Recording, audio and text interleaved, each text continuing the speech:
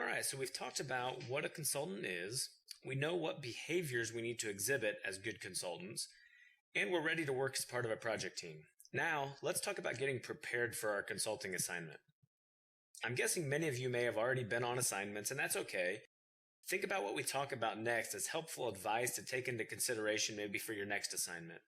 And you can also take stock of how much of this you did or maybe didn't do before, and maybe it's not too late to go back and catch up if you're in the middle of an assignment. So, preparing for your assignment. We'll start here with a quote. By failing to prepare, you're preparing to fail. And that's so true. If we aren't preparing for our assignment, essentially we're preparing for failure. And so, how do we prepare for our assignment? Well, to be effective, we need to make sure we understand the engagement. Why did our customer hire us to be there in the first place? Why are we there to help them? What is this engagement all about? We need to understand our role on the project team and who else is on the project team. We need to learn about the customer, do our research, and understand who this customer is and what they do before we arrive. And then we need to know our products and our solutions internally from our company. And we're going to dive into some of these in more detail. So the first thing we need to do is understand the engagement. So why are we here? Why did the customer initiate the project? What are they hoping to accomplish? And we like to think about it in terms of the reasons that people buy. Why do they purchase something? Well, generally, anytime someone is purchasing something, it's either to help them achieve a goal, to solve a problem, or to fill a need. So when we think of goals, goals are usually the result of strategic planning, whether that's this year, the next 6 months, or a multi-year objective. The client is always looking to improve and to grow. And so they may hire us to come in and help them achieve those goals. When we think about problems, everybody's got problems. So our clients are always going to have issues or problems that come up. And consultants, we can often help them solve those problems. Many times we can take on the problem for the client and help them solve it quicker than they can do it on their own. And then needs. Needs are a little bit more basic. They can emanate from a problem, but a need is not always a problem. Staff augmentation is a good example. So maybe, the client has an increase in demand, and so they need some help ramping up staff. And so we can come on board to help them with that. Or they've had some turnover in key roles, and so we can fill that gap until they hire somebody else. So think about your projects. Why did the customer buy? Why are you there? So along with understanding, why we're there, what's the engagement about, we also need to understand our role on the projects. What are we responsible for? So some tips here, establish your role when you start a project. So when you get assigned to a project, know what your role is and get that established. And establish relevant objectives for that role. So what are you there to accomplish? And then establish the parameters of the role. What are the do's and don'ts? And then make sure you document it. And this is key, document what your role is so you can then take that and validate it with your manager, maybe your project manager, whoever's kind of responsible for that project. Validate it with them. Make sure you're on the same page and knowing what your role is. And you'll do yourself and your project manager a great service by doing this for every project you're on. So along with our role, what other roles are on the project team? And who is going to play those roles? How will you interact with each role in person? So this will start to give you an idea of some of the other people that are assigned to project teams. We have our project sponsor, our delivery manager, the kind of the stakeholder, the sponsor on our side. We have our business analysts, architects, consultants, trainers, testers, developers, all different roles on the project. So know what roles are on your specific projects, because each organization is going to vary a little bit in the types of roles, and each project probably is going to vary a little bit. But it helps to understand, who you're going to collaborate with, who you can go to for help, who's playing those certain roles on the project. And so know who they are and make sure you leverage your teammates as you work on these projects. And so one of the key roles on the project is the project manager. And so, any project of size and complexity will typically have a PM. So you may be on some projects or have been on projects with a project manager. But what are they responsible for? And how do we as consultants work with them? Well, for one, a project manager is in charge of the project variables, time, cost, and scope. They're going to be responsible for the time that is in the budget that then our team is spending and logging against that project. They're going to be responsible for the cost, and that could be the people cost. It could be if there are other equipment or hardware or something of that nature that adds cost to the project. They're going to be responsible for managing that. And then from a scope perspective, the statement of work likely spells out what the scope of the project is. And so the project manager is responsible for managing the team to the scope of that project. The next thing is actually managing the project team. So they're going to have a team of resources like we just talked about a minute ago, testers, architects, business analysts. They're responsible for managing those resources and keeping them on task and making sure they keep the project on time and on budget. They're going to be responsible for working with that team to resolve any sorts of quality issues, issues that arise during the project, and then dealing with resourcing. So making sure we get the right people onto the project at the right time. We've got the right skill sets there and right skill mixes between resources so that we can effectively deliver the project. The project manager is also going to be responsible for dealing with the customer's stakeholders. So managing the contracts with those stakeholders. Dealing with potential scope creep. So if the customer is asking for things that are outside of scope, the project manager can work through that and be the one to say, nope, that's out of scope. So either we're not going to do that, or if you want to do that or need to do that, we need to get a change order in place to increase our budget. And then they're going to be responsible for managing the financials and payments. So as we log time and they have rates and then we bill those hours to our clients, the project manager a lot of times ends up kind of being that liaison for finance to reach out and make sure that customers are paying those bills as well. And then the project manager is responsible for dealing with the internal stakeholders within our firm. So they want to keep leadership informed on what's going on and make sure they lift up any issues or risks on the project and ask for help to remove obstacles to make sure the project moves forward. They're going to be working with sales as well early on in the project to understand what this project's about and get to know some of the key people and conversations that happen in the sales process, but also keeping sales updated on how projects are going. If sales is continuing to try to sell into this customer, they want to know what's going on with the project. Do we have a good relationship? Are things going smoothly? Have we had a rough spot and maybe it's not a good time to try to approach that customer? And then reporting to finance.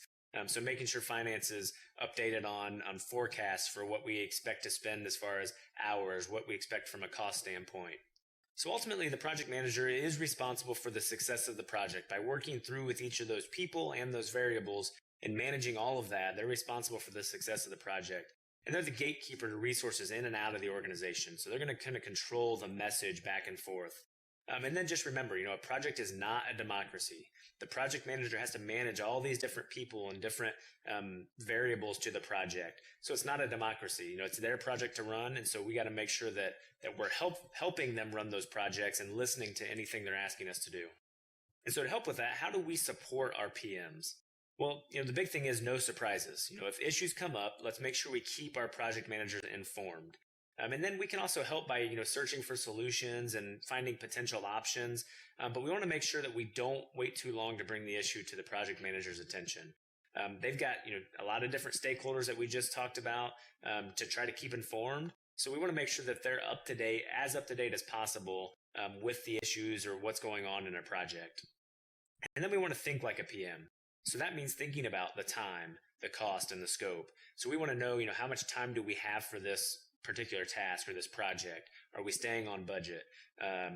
What's the scope of this project? So knowing our engagement again, so we know what the scope is, so that we can think about that. If a customer asks us to do something, we can pretty easily recognize, is that out of scope? And if we don't know, we can lift that up to the PM to say, hey, I'm not sure if this is in scope. What do you think? So that we can help enable our PM to be successful. And likewise, how does the PM support consultants? Well, one, they act as a buffer. The PM can be the bad guy with the customer. So again, if there's a scope issue, we can go to the PM and say, hey, they're asking for this, and let the PM be the one that tells them no, or tells them that we've got to issue a change order or increase our budget, whatever the case may be. But they can act as that buffer. And then they can also act as a mentor. So when we bring an issue to a good PM, they're likely going to help us to develop the solution. They may have encountered this before with other projects. They've got good relationships typically across the organization to help point us in the right direction. And so, feel free to ask your PM for help and seek out advice and try to understand why the PM chooses to do things a certain way so that we can learn from that for the next time around. All right, the next thing we want to do to prepare for our assignment is learn about our customer. We want to make sure we understand our customer's business. So we want to know, what is it they do? What are their business challenges? What is it they struggle with? Who are their customers and their competitors? So know the industry they work in. Why did they engage our company? What are they there to do? Is there a problem that they're trying to solve? And then what can we learn about their financials? The financials a lot of times paint a picture for us of what's going on in the organization. So what can we learn about that? Ultimately, ground yourself in what the customer does. How do we do that? Well, one, we can read online. If it's a publicly traded company, we can certainly learn their financials. We can read industry reports, learn about the industry they're working in, go look at research or data that's produced about the industry. Or we can ask our teammates. Maybe our teammates have worked with them before, or worked with a similar customer, one of their competitors maybe. And then our last way here that we want to make sure we're prepared is to know our products or our solutions. So what is it that we as a company are there to deliver? What products or services do we have within our disposal? So if we're working with a customer and something else comes up, let's make sure we know what we can deliver as a company to help provide value. We want to understand the functionality or the service that we're delivering. Look at previous work. Are there similar projects that have been done in the past? Or is there similar work that's been done for this client, or just other work that's been done for this client to know what other services or solutions we've put in place? And then know who the SMEs are in your organization that you can go to and ask for help. Because ultimately, you don't have to be the expert in everything, but you do need to know what it is that we do as an organization. So to wrap up this section, just remember the key things that we want to make sure we do to be prepared for our assignments are to understand our engagement, know why we're there. We want to know our role and who else is on the project team and what their role is, and make sure we know who our PM is so we can work with him or her to make this project successful. Also, we want to learn about our customer that we're going to be working with, and we want to know about the products or solutions that we're going to be providing to the customer. All right, so we've talked about what a consultant is. We know what behaviors we need to exhibit as good consultants, and we're ready to work as part of a project team. Now, let's talk about getting prepared for our consulting assignment. I'm guessing many of you may have already been on assignments, and that's okay.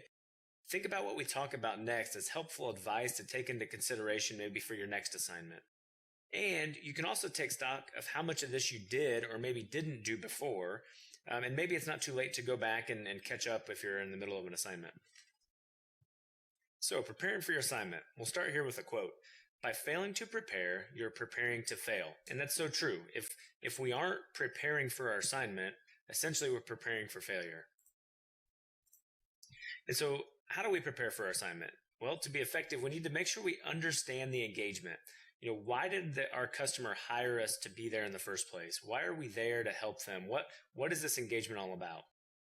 We need to understand our role on the project team and who else is on the project team. We need to learn about the customer, do our research, and understand who this customer is and what they do before we arrive.